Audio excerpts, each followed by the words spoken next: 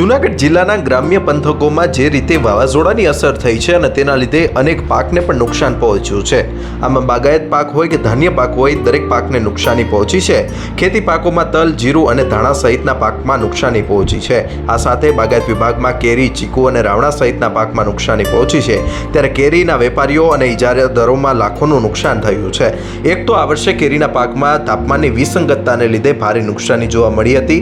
કેરીનો પાક આ વર્ષે મોડો આવ્યો છે અને અત્યારે પણ ભાવમાં ખૂબ વધારે તેજી છે અને જેના લીધે અત્યારે જે પ્રકારે પવન ફૂંકાયો છે અને કેરી છે તે ખરી પડી છે અને તેના લીધે મોટા ભાગના બાગ રાખનાર ઇજારેદારોને નુકસાની પહોંચી છે।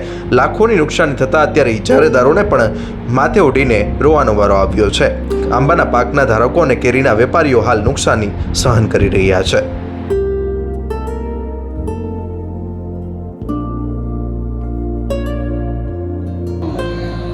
મારું નામ અલ્પેશ નારેજા છે। અમે કેરીના બગીચાની ઇજારા રાખી અને કેરીનો વેપાર કરીએ છીએ દર વર્ષે। દર વર્ષ કરતાં આ વખતે પાક 40% હતો। એમાંય હાવ કેરી ઓછી હતી આ વખતે। તો કાલે રાતના જે વાવાઝોડું આવ્યું ને એના લીધે કેરી હાવ ખરી ગઈ હતી। એનાથી અમને બહુ મોટો નુકસાન થયું છે। એટલે આ વખતે કેરીનો પાક હાવ ઓછો હતો ને એમાંથી વાવાઝોડું આવ્યું એટલે કેરી હાવ ઓછી થઈ છે ને અમને બહુ મોટું નુકસાન થયું। એમાં સરકારની અપેક્ષા છે કે અમને જે સહાય થાય સહાય કરી। આ પ્રકારનું વાવાઝોડું પ્રથમ વખત નથી આવ્યું। છેલ્લા ઘણા વર્ષોથી આ પ્રકારના વાવાઝોડા આવી રહ્યા છે અને કેરીનો પાક છે અથવા બાગાયત પાકો છે તેને નુકસાન પહોંચી રહ્યું છે।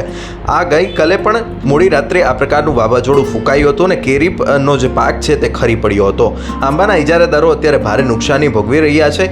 હાલમાં જૂનાગઢ, વિસાવદર, તાલાળા ગીર, ધારી સહિતના વિસ્તારોમાં આ પ્રકારનું જે વાતાવરણ છે તે જોવા મળ્યું હતું। વરસાદ પણ ખાબકી ચૂક્યો હતો અને આના લીધે જ અત્યારે હાલમાં હવે કેરીનો પાક છે તેમાં ભારે નુકસાની જોવા મળી રહી છે।